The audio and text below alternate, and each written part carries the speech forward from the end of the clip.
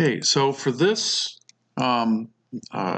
session, we're going to be talking about the seller net sheet. And I'm just going to pick up one of the properties that I've entered before. You could do this either as you're entering the property initially or to back calculate. We're going to go into the property and we're going to look at the seller net sheet. So let's look at some numbers first. Okay, so it's $45,000 is the after repair value. And it's a little over 1,200 square feet. A bunch of different repairs. We're not going to focus on that part of it, but it's $10,000 worth of repairs. So we're going to come down here and we can see that the asking price, which is the price that the person that's selling the house, that's the price that they're putting it onto the market for. We're going to enter their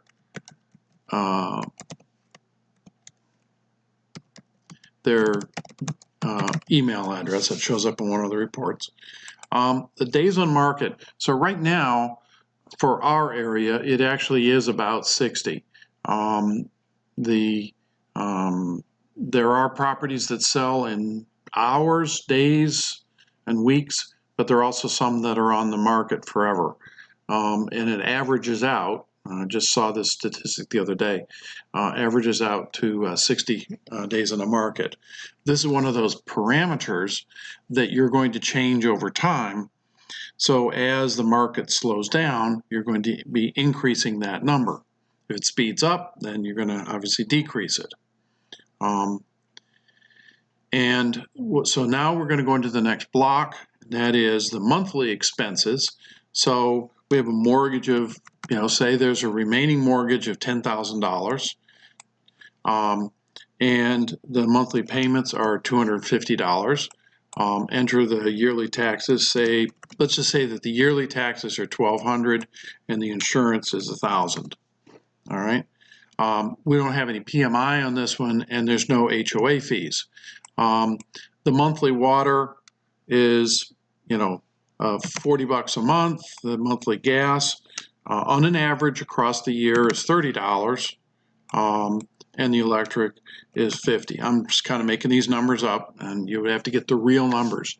One of the things that's important to get all of these little fine details, because for every single one of them that you can get, then that increases the holding costs, which is why we're entering these at all. Yard maintenance, we're looking at $50 a month. And then any other bills that would be incurred on a monthly basis. Okay, then we go to the next block. So what happens is they put it in the market for $45, but it'll almost never sell for that price. And in our area, the discount's about 3%. The realtor commission in our area is 7. Nationwide, it's 6. So we use the 6 number. Closing costs, roughly 10% of the after repair value. If these numbers don't make any sense, change them.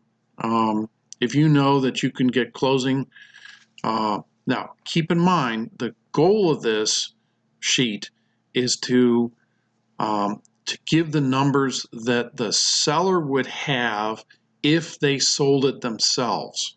This is not for us, this is for the seller. All right, so holding costs 3%, that may actually want to be increased. So we have a total selling of $8,293.